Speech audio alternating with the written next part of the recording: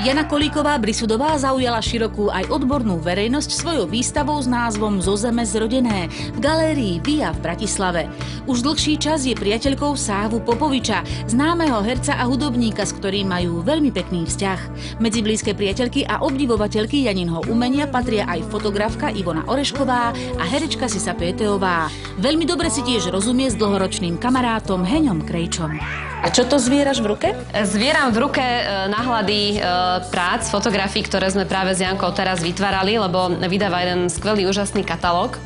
A medzi svoje diela vlastne chce to tak popredkávať trošku aj takými pracovnými fotografiami, ale tak chcela byť na nich pekná. Takže podarilo sa mi to. Jana sa môže pochváliť, hoci to nerobí rada, aj prvou špeciálnou cenou v medzinárodnej súťaži v Taliansku, kde bez akéhokoľvek očakávania poslala jedno zo svojich diel. Isto si však väčšmi cení možnosť študovať u Tibora Bartfaja. Mne sa páči dynamickosť Jankiných prác, páči sa mi farebnosť, pretože ja sama milujem veľmi farbu. A keď sa tu napozerám tak okolo, tak je tu na strašne veľa farby. A okrem toho som vlastne, a ešte mi to pripomína secesiu, niektoré práce, takže, alebo sú inšpirované možno secesiou, secesnou linkou a tu milujem absolútne.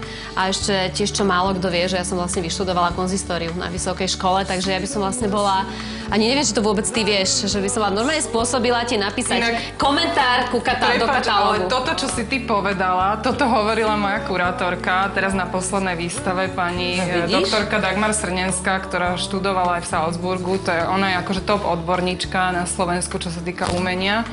A ona presne hovorila toto, čo ty hovoríš. To je dôkaz o tom, že teraz si ešte viac multifunkčná. A je pravda, že ja naozaj milujem secesiu a tam je cítiť ako to ovplyvnenie, ale je to posunuté v podstate do takej súčasnej roviny. Vieš, ja som si myslela, že prídeme sem a ty tu budeš v bielom plášti a budeš pracovať a tu sú rôzne pochutiny, rôzne nápoje. Vy to niekedy akože aj tak žúrujete, alebo ak sa stretávate, tak kde? Aj tu? No keď ma Henrich dojde pozrieť, alebo keď kočky dojdu, tak dojdu sem, no. Ja tak volám si sa v sobotu, že robím, dojdím.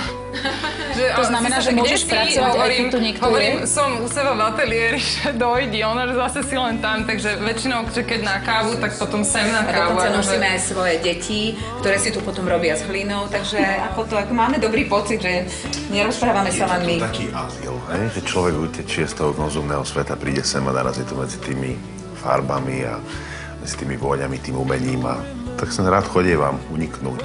Ako nielen cesty a chalupa na samote, ale aj tuto práve nejaké do ateliéru. No ale môžeš pracovať, keď tu niekto je? Nevyrušuje ťa to? Alebo vtedy si dáš prestávku? Dám si prestávku, ale robím. Nejaký neuveriteľný dríč a ona fakt od rána do neskorej noci každý boží deň robí. A tak snažím sa. Nikto príde na to káviť, ahoj, sadni si, a ona aj zabudne, že tu niekde 3 hodiny sedí a ona zatiaľ robí a ježiš, ty si tu, prepáč.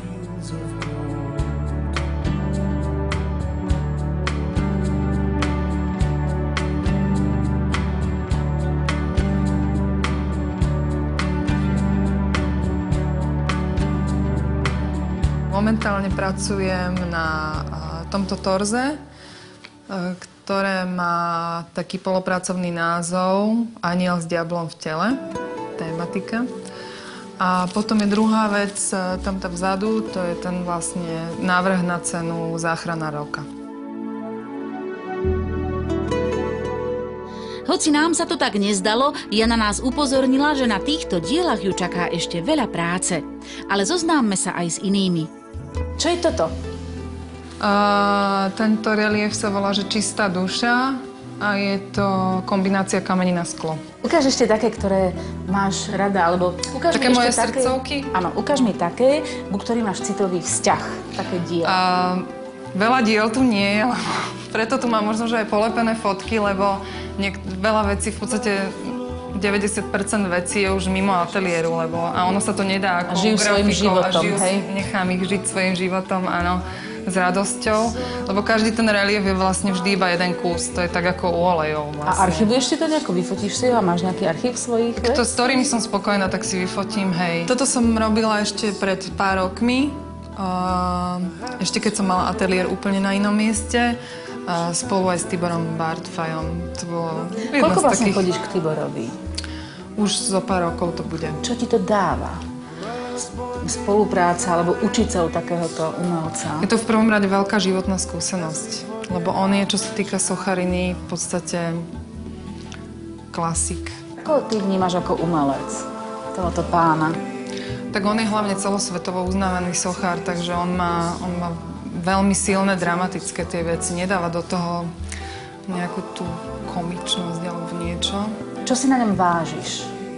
Jeho nadhľad, absolútny. On sa pozerá na túto zem z inej perspektívy. Rozumiem tomu správne, že to považuješ za veľké šťastie, že si sa s ním stretla a že môžeš k nemu chodiť pracovať? Je to veľké šťastie, je to taká osudová záležitosť asi.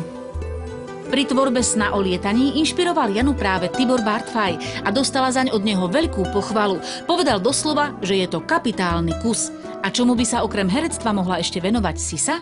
Bolo veľa vecí, ktoré by ma baví ma písať. Akože zatiaľ píšem si pre seba a môj sen je spolupracovať scenaristicky na nejakej veci a našla som jedného veľmi skvelého človeka v Prahe, scenaristu a začali sme sa tak stretávať v Prahe a ja pevne dúfam, že vzhľadom na to, že už mám čo to nažité v rámci vzťahov medzi mužom a ženou a odpozerané. A teraz si ako na tom ozaj? Teraz som na to momentálne dosť dobré, lebo... Pôsobíš tak inak. Ale fakt niečo sa... Červená sa, pozri sa. Ty si zamilovaná. Som. Veď to je pekné. Veď my ti to želáme všetci. Ja si to želám najviac. Človek sa chce baviť o umení a skončí pri láske. Ale keďže umelci sa netajia tým, že práve láska je pre nich najvďačnejšou inšpiráciou, je to v poriadku. V každom prípade si typ umelca veľmi spoločenský. Možno, že preto, že mám taký... Áno, to hej, ale možno, že preto, že ja mám... Áno, tancovať? A v tanci, a myslím, že takých 4 dní bez prestávky, že? No, to sme absolvovali, no. Ale to už je história. História. Kde to, povedzte? Tak keď sme mali také výlety ešte, no. A ako ste tancovali? Aký druh tanca? No všetko, čo Janka je úžasná tanečka, veď stačí sa pozrieť na ňu, na jej postavu a na to, čo ide. O 8:00 odíde od toho stolu, kde máme rozpité nejaké to mochito a príde k nemu o 5:00 ráno.